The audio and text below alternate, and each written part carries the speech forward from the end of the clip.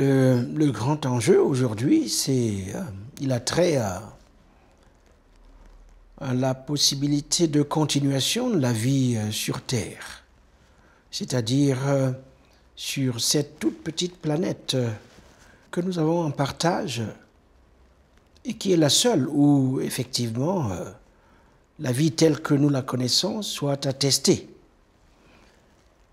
Et nous sommes à une phase de notre histoire, notre très courte histoire humaine, à une phase où se pose la question de savoir si nous serons là demain. Et donc, de mon point de vue, cette question de la vie, de sa continuité, du vivant, de sa protection, de sa régénération et de sa multiplication sera la question de ce siècle. Question politique, philosophique, économique bien entendu, mais aussi la grande question morale de notre temps.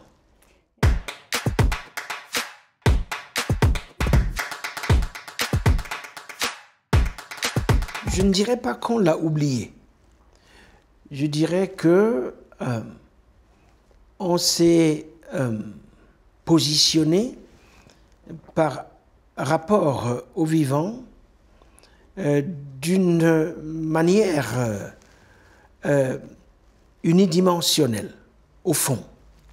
Unidimensionnelle dans le sens où on a pensé que nous, les humains, le monde était créé pour nous, qu'il fallait se la servir, le dominer, l'exploiter et l'ordonner en fonction de nos besoins. Que ceci soit des besoins fondamentaux ou qu'il s'agisse disons, de besoins, à mon avis, futiles. Et donc, c'est ce rapport au monde qui, notamment, se sera manifesté par le biais de la technique, ou si vous voulez, de la technologie. C'est ce type de rapport qui nous aura mené à la situation que nous vivons en ce moment. Et c'est ce rapport qu'il nous faut désormais modifier.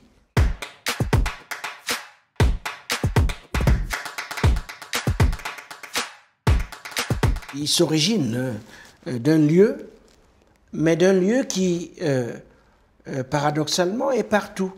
Parce que, par exemple, entre le XVe et le XIXe siècle, au moment de l'émergence de ce que certains d'entre nous appellent le capitalisme premier, c'est-à-dire cette espèce d'amorçage de la machine qui commence avec la traite des nègres, le lieu, il est partout, le lieu, il circule, le lieu, il est mobile. Le lieu, disons, a les apparences d'un appareil de capture dont les tentacules sont à peu près partout. Et il ne faut pas oublier, justement, s'agissant de la traite des nègres, que dans ce processus, certains Africains sont responsables de cette dynamique. Donc il y a plusieurs échelles de responsabilité qu'il faudrait, à mon avis, garder à l'esprit si effectivement, au bout du compte, la justice dans la redistribution des moyens d'existence comme des moyens de sauvegarde du vivant, cette justice doit prévaloir.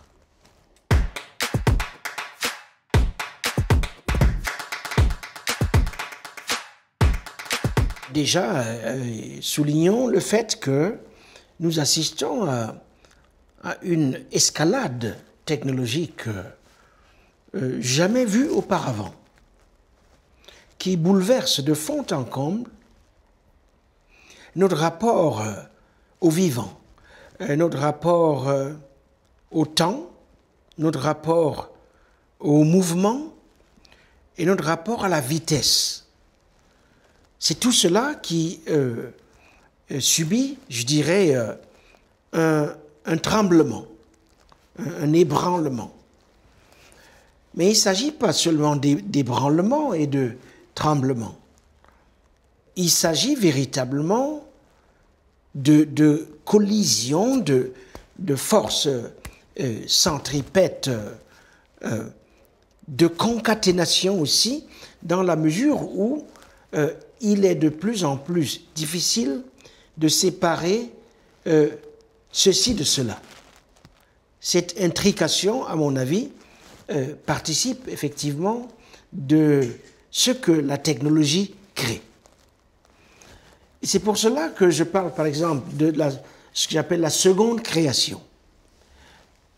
Étant entendu que pour ceux d'entre nous, vous qui croyez en ces récits, il y a eu autrefois une première création d'une humanité, disons, composée de la terre, ce retour à la poussière.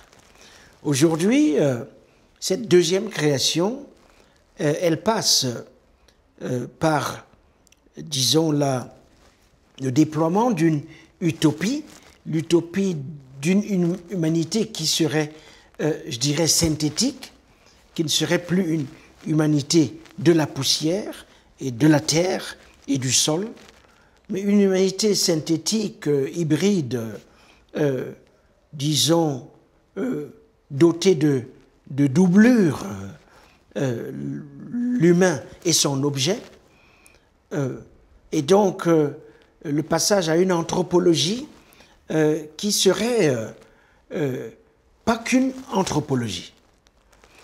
Et je crois que c'est le grand événement, la grande rupture que s'efforce d'introduire le technologique dans l'histoire, je disais, courte de l'humanité.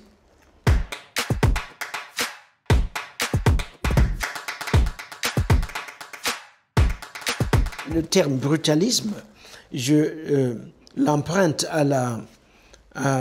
au domaine de l'architecture. Le mouvement brutaliste est né au lendemain de la guerre en Europe,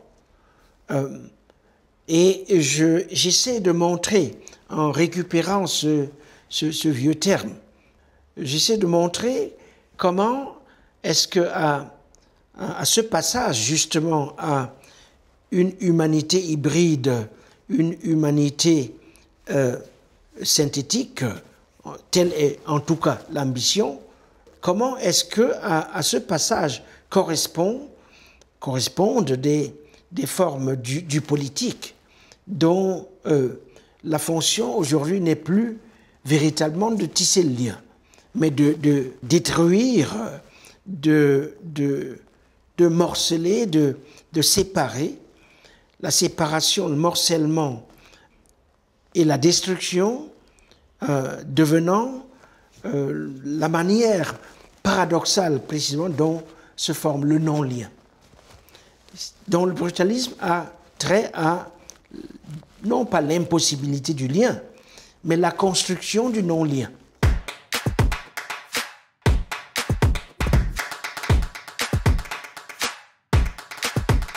Alors, il y a plusieurs exemples. Le premier exemple concerne effectivement les possibilités de mobilité. Qui peut bouger? Qui ne peut pas bouger? Qui ne doit pas bouger? Qui ne peut bouger qu'à certaines conditions? Le premier exemple, c'est la construction, la production, il faut dire, de corps qui sont eux-mêmes des frontières, des corps frontières. Je veux dire des corps que l'on surveille, que l'on assigne à des espaces bien précis et qu'on traque. Le traçage, que l'on chasse, que l'on déporte, que l'on laisse mourir dans le désert du Sahara, ou alors dans la mer Méditerranée. Le deuxième exemple, évidemment, ce sont les murs. Pourquoi se fait-il qu'aujourd'hui, on ait plus de murs que de ponts? Le troisième exemple, c'est les espaces enclavés, c'est les territoires de l'enclavement, les camps, le monde des camps, le monde carcéral des prisons, des millions et des millions d'individus enfermés ou qui ne peuvent se déplacer que dans des chaînes. Voilà quelques exemples absolument cruciaux qui montrent très bien comment ce travail de morcellement, d'épaissage que l'on voit y compris dans les formes de la guerre contemporaine, la guerre à l'artillerie, des bombardements à haute altitude qui sèment pas seulement la terreur, mais détruisent tout, les bombes thermobariques par exemple, la toxification des fleuves, des rivières, les exemples sont partout autour de nous. Il suffit, à mon avis, d'ouvrir les yeux.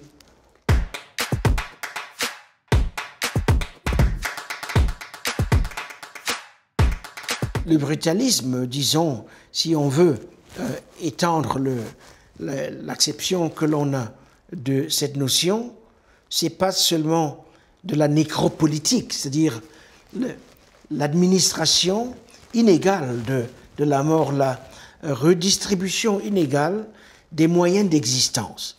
Il y a cette dimension, mais c'est aussi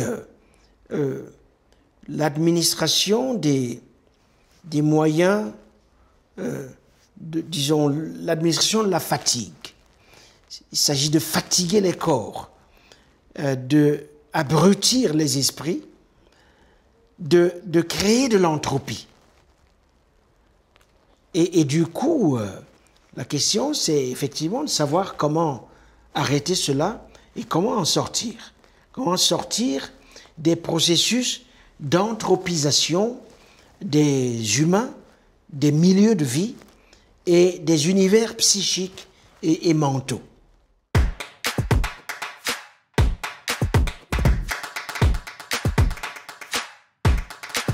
Oui, c'est-à-dire, j'en parle en particulier dans Critique de la raison nègre, où j'essaie de montrer rapidement dans l'introduction comment est-ce que, au fond,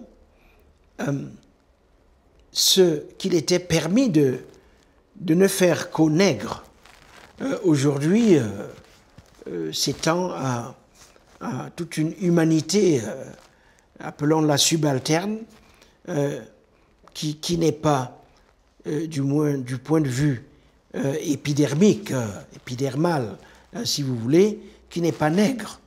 Et donc que l'on assiste à une universalisation tendancielle de la condition nègre, c'est-à-dire la condition de ceux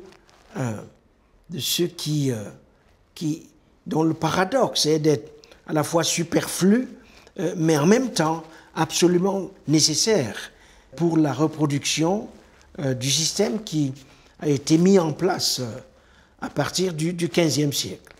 Et comment l'ordre du monde repose donc sur cette violence fondamentale qui empêche de plus en plus de monde de respirer.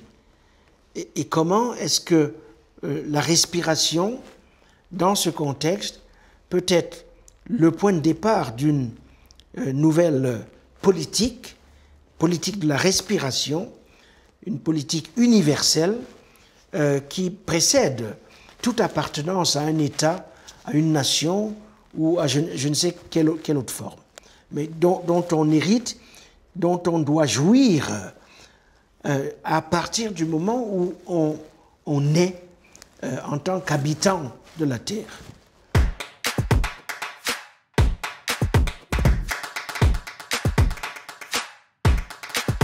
Mais en revenant du point de vue politique en tout cas, à un certain nombre de fondamentaux. Le premier, c'est que, par exemple, la terre appartient à tous et à tous ceux qui l'habitent. Ils ont une redéfinition de l'idée de l'habitant. L'idée de l'habitant, c'est nous, mais ce sont tous les autres. Toutes les autres espèces. Les espèces animales, les espèces aquatiques, les espèces minérales, végétales. Elle appartient à tous ses habitants. Et donc, l'habitant, deuxième, disons, précepte, l'habitant précède le citoyen. Et en tant qu'habitant, il devrait avoir une série de droits, le droit à la respiration, parce que sans respiration, il n'y a pas de vie. Le droit à l'eau,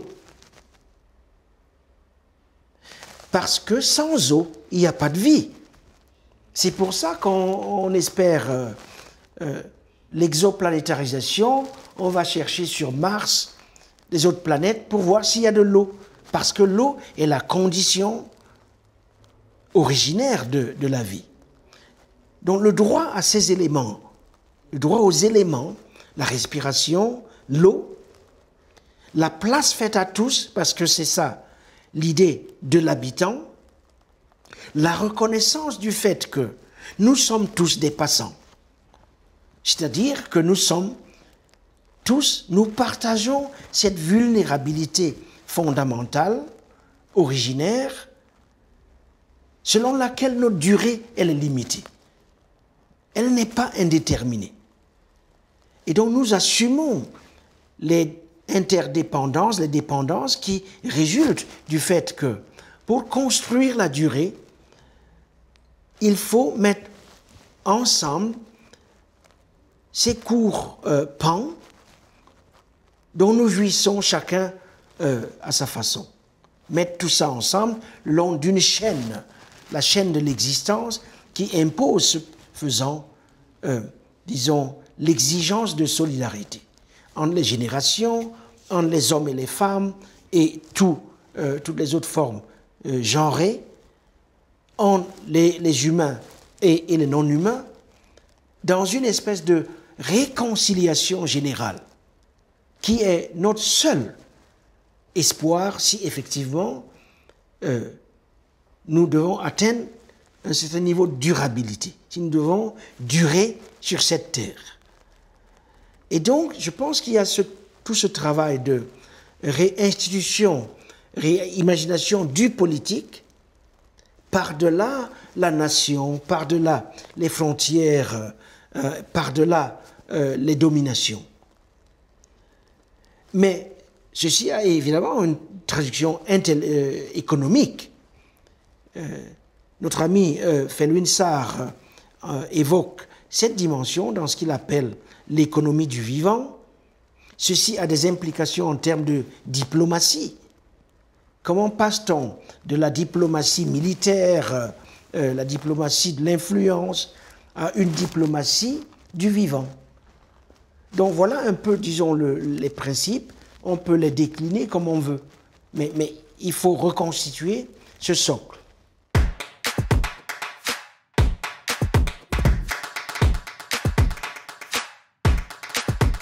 Réapprendre à penser, pas tout seul, mais ensemble. C'est sans doute le tout premier mot de ce que l'on appelle la démocratie. Penser ensemble, habiter ensemble, bâtir ensemble. Les trois vont de pair.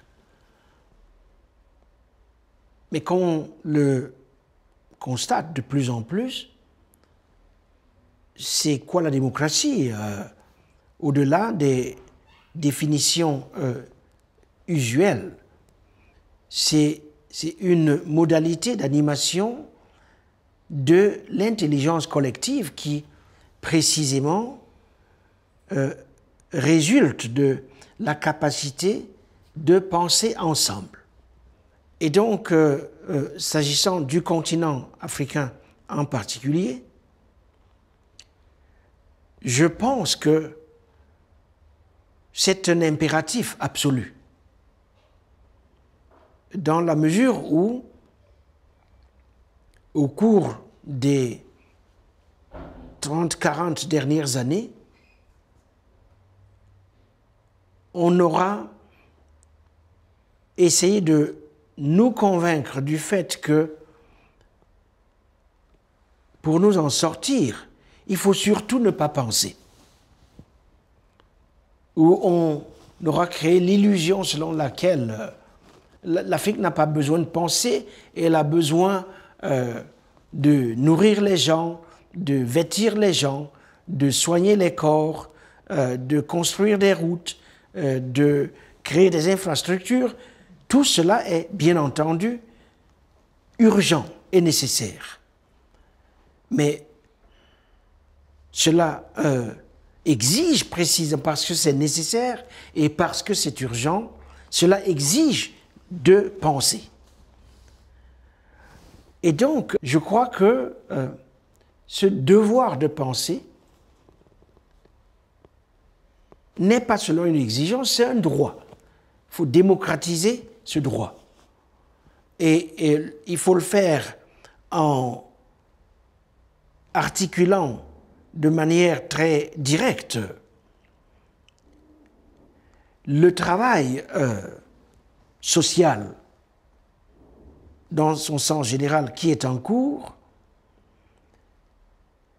et la réserve de savoir, de connaissances, de mémoire, d'héritage qui nous est venu du passé, que l'on a tendance à effacer, à oublier. Oubli, effacement, qui nous empêche effectivement de reconstruire la durée, sans laquelle nos sociétés sont promises à pas grand-chose.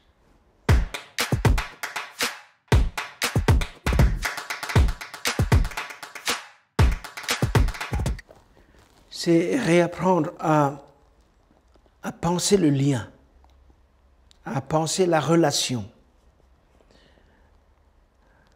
Le grand dilemme auquel la politique progressiste de nos jours est engouffrée, ce dilemme auquel elle fait face, c'est le dilemme entre, disons, ce que l'on pourrait appeler l'être, l'essence, les questions ontologiques, d'identité, et la question du devenir et de la relation. Dans les traditions africaines anciennes, la relation, c'est ce qui fait l'être. Il n'y a pas d'un côté l'être et de l'autre la relation. C'est la relation qui fait l'être, comme c'est le mouvement qui crée l'espace. Je pense qu'il faut revenir à ces deux fondamentaux. Cela nous permettra d'éviter de sortir des dilemmes de l'identitarianisme, c'est-à-dire du repli sur soi, du nationalisme autoritaire ou pervers,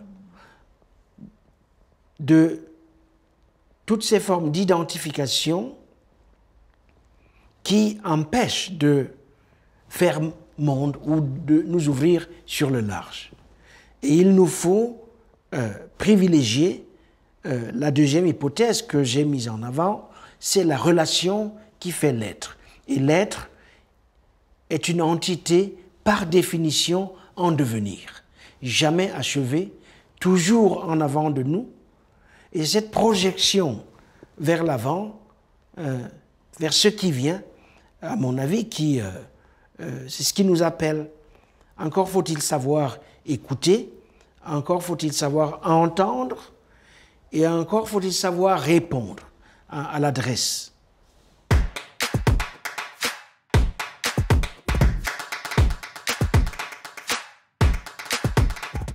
c'est possible qu'il faille s'arrêter, qu'il faille effectuer une pause pour faire le lien, mais la pause elle-même ne se comprend que dans le contexte d'un cheminement. On fait une pause parce qu'après, bon, on reprend la marche. Non, je pense qu'au fond, la figure du passant comme celle de l'habitant, ce sont ces deux figures qui nous permettront de repenser, non pas nécessairement le cosmopolitisme, mais ce sont ces deux figures qui nous permettront de préparer, de nous outiller pour l'entrée dans cette ère que certains d'entre nous appellent de leur vœu, l'ère de la conscience planétaire. Parce qu'il y a une différence effectivement entre l'universalisme, le cosmopolitisme, et ce que l'on entend par la conscience planétaire, qui est quelque chose de beaucoup plus, disons, de beaucoup moins anthropocentrique que l'universalisme, que le cosmopolitisme, étant par ailleurs entendu que ni l'universalisme ni le cosmopolitisme n'auront empêché la violence des différences. Or, l'ère que nous vivons, et on a commencé par cela, l'ère au cours de laquelle la menace sur le vivant n'a jamais été aussi pressante, aussi palpable. La conscience planétaire nous aiguillonne, disons, et nous oblige à passer par ce filtre, si effectivement nous devons, disons, régénérer le politique et régénérer la démocratie.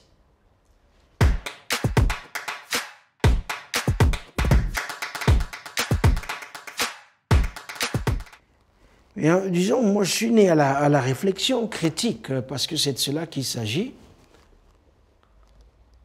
par le biais de rencontres. D'abord la rencontre avec ma grand-mère, qui m'a ouvert sur la réalité du nationalisme anticolonial, à travers des figures aujourd'hui disparues. Pour le cas de mon propre pays, des gens dont on ne veut pas se souvenir. Et donc, j'aurais passé les premières années de ma vie d'intellectuel à essayer de sauvegarder le nom, à les empêcher de sombrer dans la nuit de l'innommé, de ce que l'on ne nomme pas. Mais l'autre affluent, puisque vous utilisez le terme, c'est aussi les mythologies africaines dans lesquelles j'ai grandi. J'ai passé une partie de mon enfance à écouter à m'émerveiller, en écoutant les contes le soir venu au clair de la lune. Et ces chansons et ces rituels que jeune enfant, adolescent, on observait de loin, tout en participant, parce qu'il y a plusieurs degrés de participation, comme enfant, comme adulte, plus tard. Et puis, évidemment, tout l'héritage chrétien, l'héritage du christianisme, et des figures de la rédemption et du salut, et de la miséricorde aussi.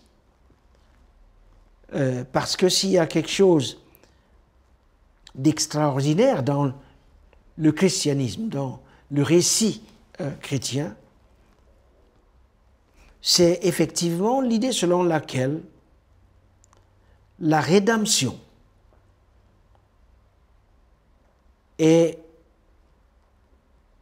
pas seulement le fruit de nos actes, parce que nos actes seront de toutes les façons toujours insuffisants,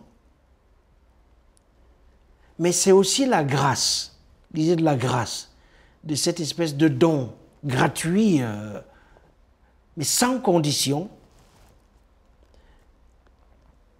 qui n'est possible que si quelque part il y a un esprit de miséricorde, c'est-à-dire une capacité de pardon, elle aussi inconditionnelle. Et donc ce sont tout cela qui permet effectivement d'affronter le calvaire, si vous voulez, dans la foi en le fait que au sommet du calvaire, il y a autre chose. Il n'y a pas que le calvaire ou la montée vers le calvaire. Et donc, moi, une partie de ma lecture de mon continent, de la vie nègre dans l'histoire moderne, une partie prend sa source dans cette espérance que tout n'est pas fini et que l'histoire, elle reste à écrire. Il reste des pages à écrire. Elle n'est pas terminée, tant qu'elle n'est pas terminée.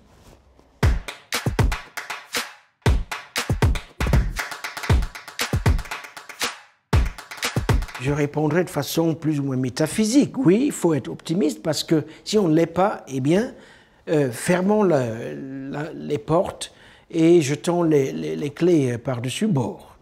On est condamné à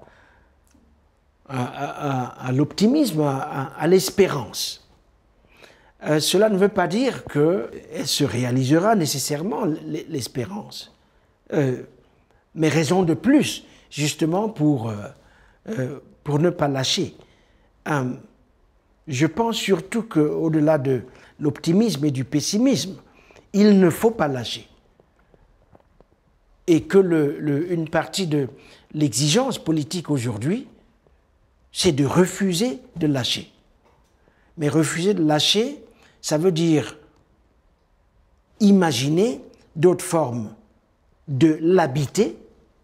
On revient à cette figure de l'habitant de la terre. Imaginer d'autres figures du bâtir face à la destruction imposée par le brutalisme, et imaginer d'autres figures du respirer, de la redistribution, de la respiration. Je pense que c'est ça l'horizon.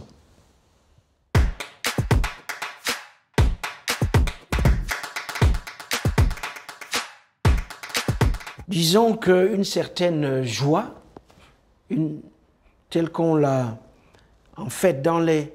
Moi, ce qui me frappe dans ces conditions terribles où la vie des gens, elle est suspendue à une virgule, où on ne sait pas du tout de quoi demain sera fait, où on se dispute le plus petit espace de parking au centre de la ville, où il faut marcher pendant très longtemps pour assurer un bout de pain journalier. Il me semble que ce qui me frappe dans ces situations qui sont les nôtres, dans nos grandes villes, en Afrique en particulier, c'est le fond de joie qui sert un peu de socle à ces luttes au corps à corps, à ces luttes quotidiennes. Et donc, comment ouvrir l'espace pour que cette joie elle soit partagée, pour que la formidable énergie sociale qui est à l'œuvre dans ces petits pas au quotidien, où on tisse de petites choses, où tout ce que l'on arrive à tisser est fragile parce que susceptible d'être détruit, on est susceptible d'être renvoyé à toujours recommencer. Comment est-ce que cette énergie et cette joie peuvent être libérées pour qu'on puisse effectivement, disons, passer à une échelle supérieure, passer de la survie à la vie. Moi, c'est ce qui me préoccupe.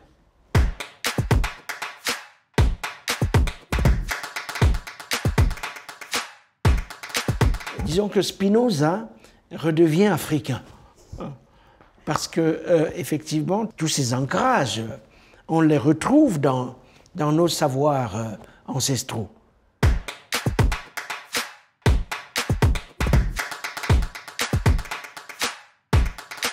Non, alors la fonction de la critique, parce que c'est de cela que l'on parle, elle n'est pas d'apaiser.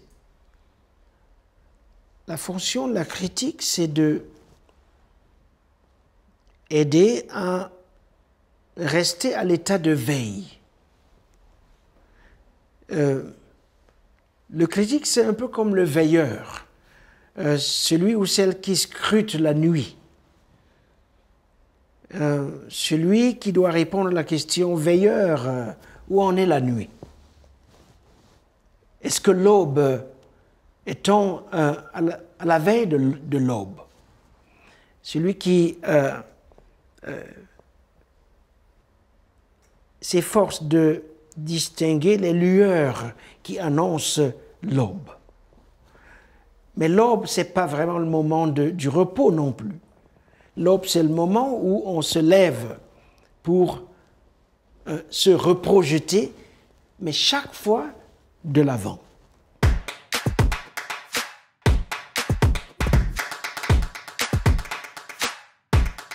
Alors, hier, quelqu'un me disait, mais fais attention, il faut que tu te reposes de temps à autre. Je lui disais que j'étais fatigué et cette personne me disait, il faut que tu te reposes.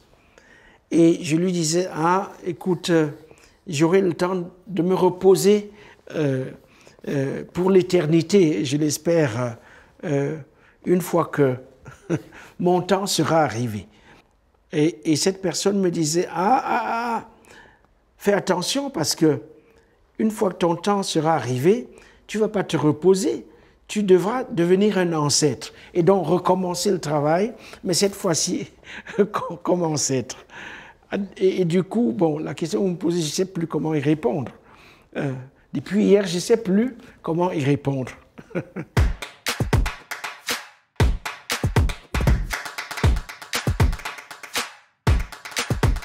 Mais il y a quelqu'un, enfin, il y en a beaucoup, mais il y en a un qui m'a vraiment marqué, que j'ai rencontré quand je venais de rentrer à l'université, et qui s'appelait Jean-Marc Ella, E-L-A, qui était un de nos savants. On a eu beaucoup de savants en Afrique. Et qui était un théologien, il était un sociologue, il était tout ce que vous voulez. Je venais de lire un de ses livres. J'avais lu auparavant un livre tout petit qui s'appelait La plume et la pioche, dans lequel, au début des années 60, peu après les indépendances, il remettait en question le système éducatif hérité de la colonisation. Je veux dire, c'est quoi ces histoires d'éducation, d'apprentissage, l'autorité qui en découle, le rapport entre éducation, développement, questions qui sont toujours avec nous. On ne les a pas résolues. Et donc j'avais lu la plume et la pioche, et j'avais lu au début des années 80 un livre qui s'appelait « Le cri de l'homme africain », publié à l'Harmattan à l'époque. Et donc, à cette époque, Jean-Marc Ella travaillait au nord du Cameroun. Il avait fait ses études à Strasbourg, fait un doctorat d'État en théologie sur la question de l'existence chez Luther. Il avait fait un doctorat de sociologie, il avait tout ce qu'il fallait, mais avait choisi, après ses études, d'aller travailler et de vivre avec des paysans au nord Cameroun, dans un village appelé Tokombéré. Il passa 15 ans de sa vie dans ce village, à travaillé dans l'alphabétisation, dans la conscientisation des paysans, ainsi de suite. Et je l'avais rencontré en 1981, juste après la publication de son livre. Et il m'avait énormément marqué. Et il est mort en exil au Canada au début des années 2000 parce qu'il avait fui son pays où sa vie était menacée par un régime qui est au pouvoir depuis 40 ans et qui y est toujours. Et donc, le personnage, cette figure, son œuvre, son témoignage et sa trajectoire et la fin de celle-ci ont joué un rôle assez important dans mon imagination intellectuelle et dans ma vie en tant qu'être humain. Mais il y avait chez lui beaucoup d'amour et de tendresse, en fait. Mais en même temps, une intelligence effectivement vivante, sans répit. Un sens du rire et de l'accueil et de l'hospitalité tout à fait remarquable. Ces qualités humaines ajoutées effectivement à la simplicité, la frugalité. Il n'aimait pas l'argent. Il vivait exactement de ce dont il avait besoin. Et ces besoins n'étaient pas des besoins fondamentaux, mais vraiment dans le sens strict du terme. Une espèce d'ascétisme d'ailleurs qui tranche nettement avec la culture d'ostentation de ceux que l'on nous présente aujourd'hui comme des modèles du succès. Il était à l'opposé de tout cela.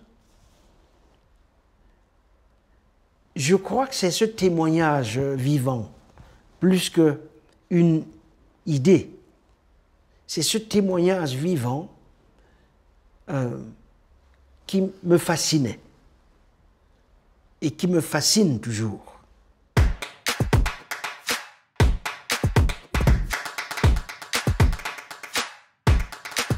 Oui, que l'on pouvait être une personne humaine, une bonne personne humaine. Et je dis vraiment une bonne personne humaine. Et si je devais recommencer ma vie, je la modèlerais sans doute à l'exemple de Jean-Marc.